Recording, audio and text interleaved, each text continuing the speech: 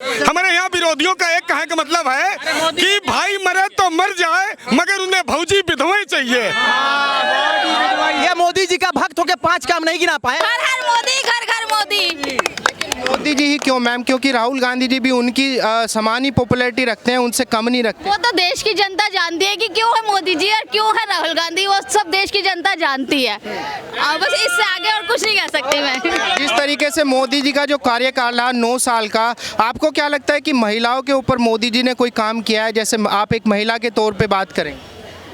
Sir actually महिला के तौर पे तो आप बहुत ज़्यादा काम किया, ये तो महिला ही जानती है। घर की महिला जो मतलब कि चूल्हा चक्का फूंकती थी, वो आज घर घर में गैस है, घर घर में मतलब कि औरत का मान सम्मान है। बहुत ज़्यादा मान सम्मान देश में हो रहा है, वो सिर्फ मोदी जी की वजह से ही हो रहा है। ये बदलाव आपको मोदी जी के बाद ही लगा? हाँ जी। लेकिन मैम 2024 का जो लोकसभा चुनाव होगा उसमें बहुत सारे नेता हैं, जिसमें हमारे राहुल गांधी जी हैं, हमारे अखिलेश यादव जी हैं, केजरीवाल हैं। वो तो सर और जनता बताएगी। देखो आप एक महिला के तौर पे क्या ये जानते हैं कि मोदी जी सबसे बेस्ट है। मोदी जी हाँ जी जी। मोदी जी ही क्यों? क्योंकि कांग्रेस तो बोले कि भाई आज तक जो करा है वो मोदी जी का ही देखा हुआ हम देख रहे हैं कि मोदी जी ही कर रहे हैं, और कोई ऐसा नहीं कर आया, ऐसा कोई नहीं आया जिन्होंने महिलाओं के लिए या ऐसा योगदान किया हो या ऐसा कदम उठाया हो। आज तक किसी ने नहीं उठाया। जिन लोगों को ये गलत फहमी है कि वो कर्नाटक जीत गए हैं, उन लोग अपने दिमाग से गलत फहमी दूर कर ले। उत्तर प्रदेश के एक पार्षद से लेके 17 नगर निगम के मेयर पटक के जीते हैं, पटक के जीते हैं।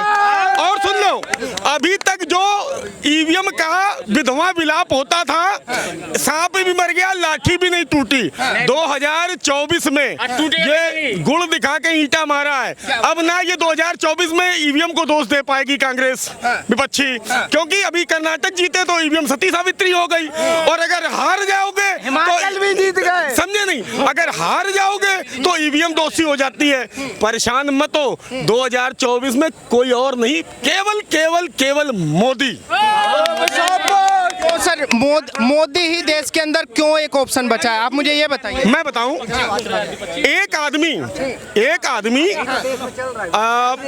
विभिन्न मुद्दों पर वोट देता है। भैया गौर करिएगा, दिल्ली में पार्षद से लेके विधायक तक आम आदमी पार्टी के बने, लेकिन सांसदी में खाता नहीं खुला। हर प्रदेश में देश के मुद्दे अलग हैं, प्रदेश के अलग हैं।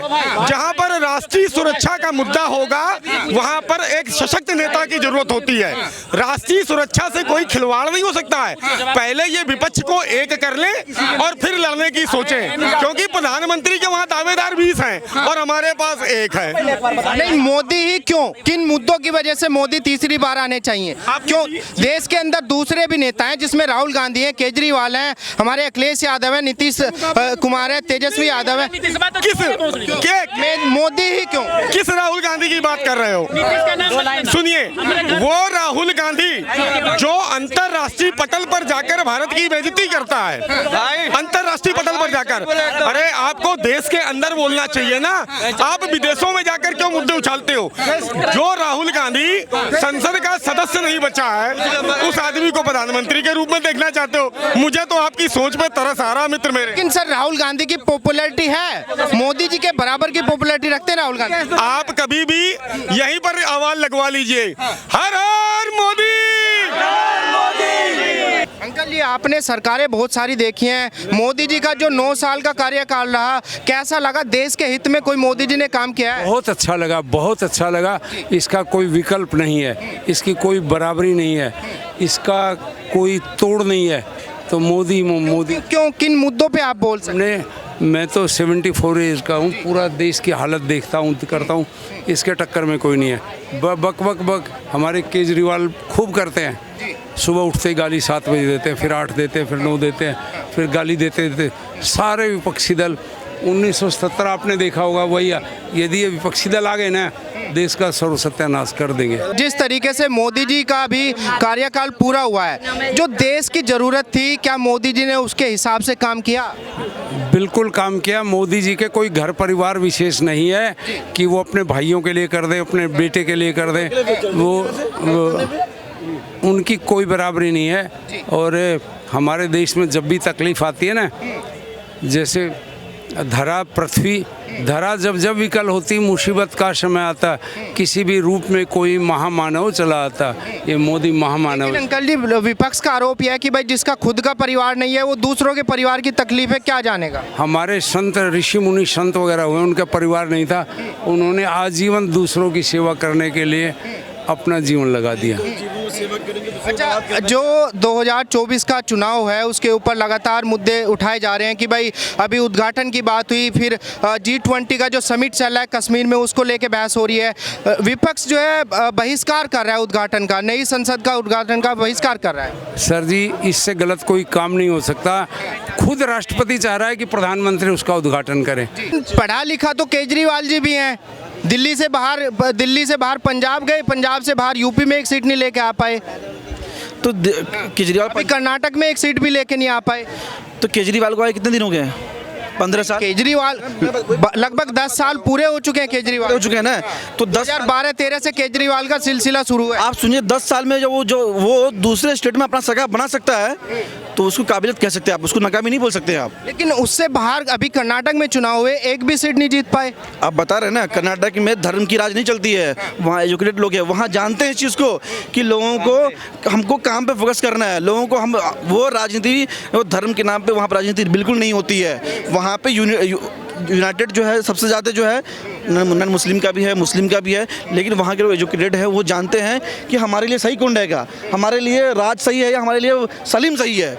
लेकिन ये मैटर नहीं करता है, हमारे लिए दोनों सही मैटर करता है, जो हमारे लिए बेहतर हो हम उसको वोटिंग करेंगे। लेकिन यूपी बिहार में ऐसा नहीं करता। यूपी बिहार में क्या है कि भाई जय सिया राम, अल्लाह जो बोल दिया भाई, तो जितना यूनिटी है, अरे भाई तो यूपी बिहार के जो वोटर्स हैं वो ना समझ है, कर्नाटक वाले समझदार है। बिल्कुल बिल्कुल, वो कर्नाटक से सबक मिलनी चाहिए और सीखनी चाहिए यूपी वाले को हर चीज़ को। भाई कर्नाटक में पिछली बार हार गई थी कांग्रेस सरकार, तब सही था, जीती थी, लेकिन गठबंधन करके इन्होंने बीजेपी सरकार ने बनाया था कर्नाटक में पिछली बार। अगर मेजोरिटी होती तो बना लेते वो अपनी सरकार, इस बार भी बना लेती है वो मेजोरिटी होती तो। इस हिसाब से तो जिसमें बीजेपी की सरकार है वो सारे राज्य बेकार है। अगर आपने कहा यूपी बिहार के लोग जो है कर्नाटक से सबक लें, 2017 से पहले 15 साल तक बसपा और सपा की सरकार थी, तो यूपी वाले समझदार थे, बिल्कुल समझदार थे। अगर आपने कहा कि भाजपा को चुन लिए तो वहाँ पे जो है वो समझदार यूपी बिहार के लोग नहीं हैं। यहाँ पे कांग्रेस का गठबंधन, महागठबंधन सरकार में है, अब वो समझदार हो गए। बिल्कुल नहीं है उसका यूपी में 15 साल तक सपा बसपा की सरकार थी लगातार, वो समझदार थे, और भाजपा को चुनते ही वो बेवकूफ़ हो गए। ये नहीं होता है, हर साल सरकार बदलनी चाहिए और बदलती है ताकि दूसरों को मौका भी मिले और ये जो नहीं कर पाए वो दूसरे करें। जनता समझदार होती तभी चुनती है। बस वो है कि अब अभी जो है मोदी जी, आपने कहा कि मोदी जी के विकल्प के में राहुल गांधी अध्यक्ष बनने को तैयार ही नहीं है। मोदी जी जब चुनाव लड़ने 2013 में आए तो वो पार्टी के नेता चुने गए, उसके बाद उन्होंने अपने दम पे चुनाव लड़ा, अपने नाम पे चुनाव लड़ के सत्ता हासिल की। राहुल मोदी जी ने बिल्कुल नहीं 2013 किया। अरे अपने दम पे जीते ही नहीं है वो। सुनिए 2014 में किसके चेहरे पे चुनाव लड़ा था बीजेपी? चेहरे पे चुनाव लड़ा गया, किस जगह पे? जय श्री राम के चेहरे पे उन्होंने जीता। श्री राम के चेहरे। सुनिए, अब आपसे मेरा एक सीधा सा सवाल ये, अगर कांग्रेस पार्टी राहुल गांधी जी को पीएम पद के लिए कैंडिडेट घोषित नहीं करती है तो फिर आपको कैसे उम्मीद है कि राहुल गांधी जी पीएम बन जाएंगे? सोनिया गांधी है ना, सोनिया गांधी को बना दिया जाए। सोनिया गांधी नहीं है, लेकिन एक चेहरा तो डिसाइड करे कांग्रेस पार्टी। अब वो नहीं कर अगर वो नहीं कर सकती है, जो कर्नाटक के जो अभी सीएम हैं वो भी तो हो सकते हैं, नहीं हो सकते हैं, और नीतीश कुमार भी हैं। अगर माना जाए इस चीज़ को तो लोगों को। सुनिए, भाजपा ने 2013 में प्रधानमंत्री पद का उम्मीदवार मोदी जी को चुना, उनके नेतृत्व में पार्टी ने अलग अलग मुद्दों पे चुनाव लड़ा, उसमें राम मंदिर भी था, ठीक है। अब अगर कांग्रेस सोनिया गांधी जी, प्रियंका गांधी जी या राहुल जी को प्रधानमंत्री पद का उम्मीदवार घोषित करे, उनके नेतृत्व में सेकुलरवाद के नाम पे चुनाव लड़े और फिर पार्टी जीते, तो ये समझ में आएगा कि देश में सेकुलरिज्म का बोलबाला है। आप पहले मुद्दे पे आएंगे नहीं, आप अध्यक्ष पद बने लेंगे नहीं, आप कैंडिडेट बनेंगे नहीं, और अगर बाई चांस चुनाव जीत जाते तो कहेंगे राहुल जी जीते हैं। भाई आप मुकाबले में सुनिए महाभारत की लड़ाई में भीष्म के मरने के बाद द्रोणाचार्य बने थे, द्रोणाचार्य के मरने के बाद कर्ण बने थे। बिना सेनापति के लड़ाई नहीं होती है, ठीक है। अच्छा ये बताइए, सेनापति आपको घोषित नहीं, ये बताइए, जिस तरीके से अभी जो देश के अंदर राजनीति हो रही है, प्रधानमंत्री मोदी जी अभी जो हमारी G20 की बैठक है, समिट है, वो जम्मू कश्मीर में करा रहे हैं। इस बात को लेकर आपका क्या मानना है कि मोदी जी क्या संदेश देना चाहते हैं पूरी दुनिया के? मोदी जी या कोई भी प्रधानमंत्री, जो भी प्रधानमंत्री रहेगा, जम्मू कश्मीर हमारा अभिन्न हिस्सा है। हम जम्मू कश्मीर में कराएं, कन्याकुमारी में कराएं या अंडमान निकोबार में कराएं, वो हमारा मैटर है। हम दिखाना चाहते हैं कि जम्मू कश्मीर भी हमारा वैसे अंग है जैसा दिल्ली है, और वो खूबसूरत है, आइए देखिए उसको। तो इसमें कोई बड़ी बात नहीं। विपक्ष हमेशा ये आरोप लगा रहा है कि मोदी जी जो है हवाबाजी कर रहे हैं, फोटो खिंचा रहे हैं। अभी G7 की जो समिट हुई थी जापान के अंदर, उसमें भी किसी देश के प्रधानमंत्री ने उनके पैर छू लिए। भाई वो प्रधानमंत्री वहाँ का जो छुआ है पैर, तो वो तो उसने सम्मान प्रकट न किया। मोदी जी ने थोड़ी कहा कि नहीं आइए हमारा पैर छुइए। कोई भी प्रधानमंत्री होगा दूसरे प्रधानमंत्री का अगर सम्मान करता है तो अच्छी बात है, और हमारे देश के प्रधानमंत्री का सम्मान हो, चाहे वो कोई भी प्रधानमंत्री हो, तो ये हमारे लिए गर्व की बात होनी चाहिए। वो पोस्ट अहम है, उस पर कोई और बैठेगा, आज नहीं 5 साल बाद बैठेगा। वो पोस्ट अहम है, उसका सम्मान करिए। उस व्यक्ति से आपके विरोध हो सकते हैं, लेकिन उस पोस्ट से विरोध करके आप देश में नहीं रह सकते हैं। ठीक अच्छा, एक सवाल ये है कि लगातार विपक्ष आरोप लगा रहा है कि भाई मोदी जी जब से गद्दी पे बैठे हैं तब से देश हमेशा पीछे जा रहा है, और अगर 2024 की लड़ाई में, 2024 के चुनाव में मोदी जी आते हैं तो देश हमारा 100 साल पीछे चला जाएगा। नहीं, देखिए ये हवाबाजी है। पहले इनको आंकड़े के साथ ये समझाना होगा कि कैसे पीछे चला जाएगा। अगर आपके पास आंकड़े हैं कि मोदी जी के आने के बाद से 10 साल में ये पीछे गया है, उसको जनता समझती है, तब तो ठीक है। अब आप सिर्फ ये कहें कि मोदी जी के आने से पीछे हो जाएगा, ये कोई बात नहीं। वो पूर्ण बहुमत की सरकार 2 बार बना चुके हैं। आप अपने दम पे आइए ना। आपके पास आंकड़े हैं कि पीछे गया है, वो भी जारी करिए, वो भी जारी करेंगे। दोनों में जनता जिसको चुनना चाहेगी उसको चुनेगी। बता रहे कि 2 बार तो उन्होंने बहला फुसला लिया, लेकिन तीसरी बार में मोदी 40 करोड़ की आबादी है, लगभग 80 करोड़ तो वोटर होंगे। 70-80 करोड़ वोटर को सब बहला लिए हैं। 70-80 करोड़ पूरे राम मंदिर के मुद्दे पे बहला लिए हैं। अलग अलग राज्य, 30 राज्य हैं, 30-31 राज्य हैं। 30-31 राज्य के सबसे ज़्यादा बहुसंख्यक लोग इनको चुन लिए हैं। ये कोई बहला नहीं लिए हैं। आपसे लोग नाराज थे इसलिए मोदी जी को लाए। अगर मोदी जी से नाराज होंगे तो आपको लाएंगे। पहले आप चुनाव की लड़ाई में खुद तो खड़े होइए। आप उनके सामने खड़े होने की आपकी हैसियत नहीं है। आप एकजुट हो नहीं पा रहे हैं और आप कह रहे हैं मोदी जी को हराएंगे। सिर्फ बात करने से मोदी जी कहीं नहीं हारने वाले। अच्छा, एक सवाल ये होता है, लगातार विपक्ष ये बोला कि भाई देश के अंदर एक विदेश से पढ़ा लिखा जो अच्छा डिग्री होल्डर प्रधानमंत्री कैंडिडेट हो वो होना चाहिए, चाय वाला देश नहीं चला सकता। मनमोहन सिंह जी से ज़्यादा सम्मानित और पढ़ा लिखा व्यक्ति इस देश में शायद दूसरा ना हो। ठीक है, उनका इन लोगों ने कितना बढ़िया इस्तेमाल किया, ये 2004 से लेके और 14 तक देख चुका है देश। पढ़ा लिखा होने से नीयत हो जाए और पावर मिल जाए, दोनों में बड़ा अंतर होता है। पढ़े लिखे हैं तो आप उनको जो है किसी पार्टी का सर्वा और किसी पार्टी का दूसरा नेता जो उनके प्रसाद पर्यंत अध्यक्ष बने, उसमें बहुत फ़र्क होता है। आप जब अपने दम पे निर्णय लेते हैं तो अच्छा निर्णय लेते हैं। जब आप पूछ के निर्णय लेते हैं तो वो मनमोहन सिंह की सरकार गठबंधन की सरकार थी और इनकी सरकार पूर्ण बहुमत की, आप तुलना नहीं कर सकते। उनको पूर्ण बहुमत मिला होता, वो अध्यक्ष अपने तौर पे चुने गए होते, तब हो सकता है वो अच्छा कर पाते। तो ये पढ़ा लिखा होने या ना पढ़ा लिखा होने से कोई मतलब नहीं है। सोच और नीयत है और ताकत है तो आप कुछ भी कर सकते हैं। क्योंकि उनका मानना है कि भाई अगर देश का प्रधानमंत्री पढ़ा लिखा नहीं होगा, ग्रेजुएट, ये केजरीवाल का नारा है। और उस 2013 में जब ये बनने जा रहे थे तो यही उनका वीडियो उठा के देखिए, इन्होंने कहा था कि पढ़ा लिखा होने की जरूरत नहीं, सोच होनी चाहिए। केजरीवाल अपनी बात से 10 साल बाद पलट रहे हैं। किस बात पे बोले थे? किसी भी बात पे बोले थे। देखिए, एक बात बताइए, क्या करप्ट नेता जो है पढ़ा लिखा नहीं है? देश में करप्ट नेता वो भी हैं जो पढ़े लिखे हैं। तो फिर ये कैसे साबित हुआ कि पढ़ा लिखा नेता ही विकास कर सकता है? जितने करप्ट IAS PCS होते हैं वो सब IAS PCS हाई लेवल की पढ़ाई करने के बाद ही करप्शन में आते हैं। तो एक ही बात, नीयत होनी चाहिए। आप मुद्दे रखिए, मुद्दे पे जनता आपको चुनेगी। अगर आप चुने जाते हैं तो आप काम करेंगे और काम करेंगे तो आपको फिर से चुना जाएगा। अच्छा, मुझे ये बताइए, आपने देश के सारे नेता देखे और मुझे लगता है कि आपको उसकी नॉलेज भी अच्छी खासी है।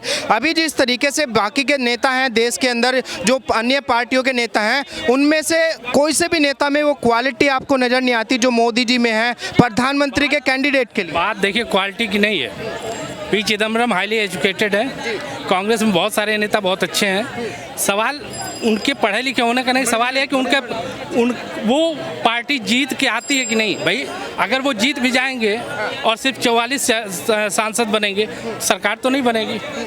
तो वही दिक्कत है। अलग अलग पार्टियों में अच्छे अच्छे नेता हैं, ऐसा नहीं कि एक ही आदमी अच्छा है। भाजपा में बहुत सारे अच्छे नेता हैं, लेकिन जिनके नेतृत्व में चुनाव लड़ा जा रहा है वो अपने दम पे सत्ता ला रहे हैं, उसके बाद वो प्रधानमंत्री बन रहे हैं। आप ला दीजिए, भाई राहुल गांधी बने चाहे मल्लिकार्जुन खड़गे बने, ये कांग्रेस पार्टी तय करेगी। आप उनके नेतृत्व में चुनाव लड़िए और जीत के दिखाइए, उसके बाद प्रधानमंत्री आप। सवाल ये उठता है, राहुल गांधी जी मोदी जी से ज़्यादा पढ़े लिखे हैं, ये जनता मानती है, लेकिन मोदी जी में वो क्या क्वालिटी है जो राहुल गांधी में नहीं है, जिसके दम पे वो चुनाव जीतते हैं? हो सकता है कि वो चुनाव इसलिए आ रहे हों कि 10 साल का एंटी इनकम्बेंसी थी, 10 साल उनकी सरकार चल चुकी थी, इस वजह से आ रहे हैं। बीच में जब उनको प्रधानमंत्री बनने के लिए लोगों ने कहा तो बने नहीं। जब आप बने नहीं, आपने अपनी योजनाएं लागू नहीं की, हो सकता है इस वजह से आप नहीं आ पाए। तो ये तो जब पूर्ण बहुमत की उनकी सरकार बनेगी तब देखा जाएगा कि वो बनते हैं कि नहीं।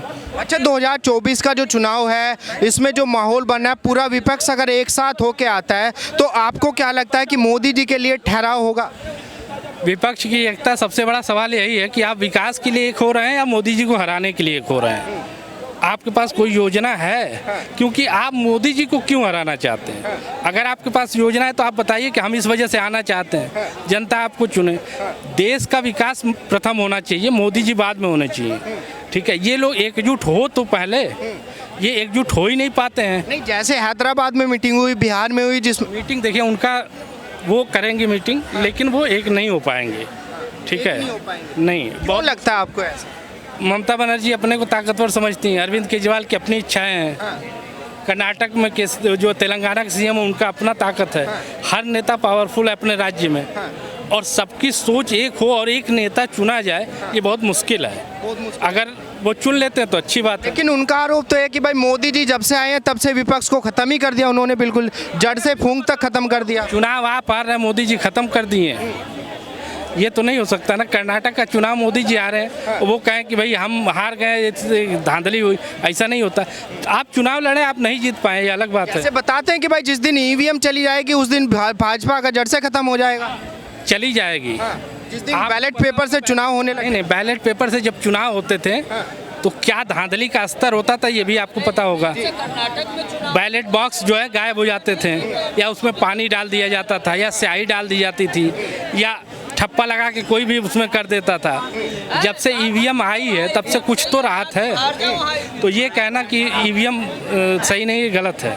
अच्छा, मेरा आपसे लास्ट क्वेश्चन होगा, जब से मोदी जी देश की सत्ता संभाले हैं, किन मुद्दों पे उन्होंने काम किया है कि जनता तीसरी बार भी उन पे भरोसा करे कि हाँ भाई ये बंदा देश के लिए है? ये तो जनता बताएगी क्यों भरोसा करे। हमारे लिए मेन बात है कि अगर वो रोजगार को बढ़ाते हैं, ये वादा करते हैं कि अगले 5 साल बढ़ाएंगे, तो और फिर ये जनता देखेगी कि कांग्रेस जो वादा कर रही है उसमें कितने सच्चाई है। अगर कांग्रेस का वादा ज़्यादा मजबूत हुआ तो वो चुनी जाएगी। नहीं, क्यों मोदी जी पे लोगों का भरोसा आ रहा है और कांग्रेस से लगातार उठ रहा है? निर्णय लेने में अभी चूंकि 2 बार वो जो है पूर्ण बहुमत की सरकार के मुखिया थे, निर्णय लेने में त्वरित करते थे, तो इसलिए चुनती थी। अब विपक्ष के पास कोई सॉलिड मुद्दा होगा तो जनता चुनेगी विपक्ष को। नहीं, नेता के पास में वोट जाते हैं जब जनता का विश्वास जाता है, जब जनता का विश्वास आ जाता है तभी नेता चुना जाता है। तो मोदी जी ने कौन से काम ऐसे किए हैं जिससे जनता का विश्वास उन पे आया है कि हाँ भाई ये लीडर देश के लिए है? देखिए, कई चीज़ें हैं, जैसे कुछ लोगों को राष्ट्रवाद पसंद आता है, मोदी जी ने पाकिस्तान में घुस के मारा, कुछ लोगों को ये पसंद आया, कुछ लोगों को राम मंदिर का बनना पसंद आया, कुछ लोगों को गैस कनेक्शन मिलना पसंद आया। तो बहुत सारे कनेक्शन मिले, उज्ज्वला योजना चलाई उन्होंने, किसान सम्मान निधि दिया उन्होंने, तो बहुत से किसानों को ये फ़ायदा हुआ। तो अलग अलग वर्ग है जिसको फ़ायदा मिला, वो पूरा वर्ग को नहीं मिला लेकिन मिला, इस वजह से शायद वो चुनी, लोग जुड़ते गए। हाँ, कुछ तो हुआ है, मतलब 2 बार चुनाव जीते हैं तो कुछ तो रहा ही हो। ऐसा नहीं कि वो कुछ किए नहीं और जीत गए, कुछ लोगों को फ़ायदा मिला होगा। अब होता ही है कि जैसे लोकतंत्र में 10 लोग चुनाव लड़े और 10 वोट हैं, किसी को 3 मिल गए और किसी को 2 मिले, किसी को 1 मिला, तो जो 3 वाला है वो तो जीत गया ना। बाकी सबका मिला के 7 वोट है, 7 लोगों का, वो 7 होने के बावजूद हार गए। तो ये लोकतंत्र है, यहाँ जनता जिसको पूर्ण बहुमत मिल जाता है या बहुमत मिल जाता है वही सरकार बना लेगा। तो इसमें कोई दिक्कत नहीं है, वो जो मजबूत रहेगा वो आएगा।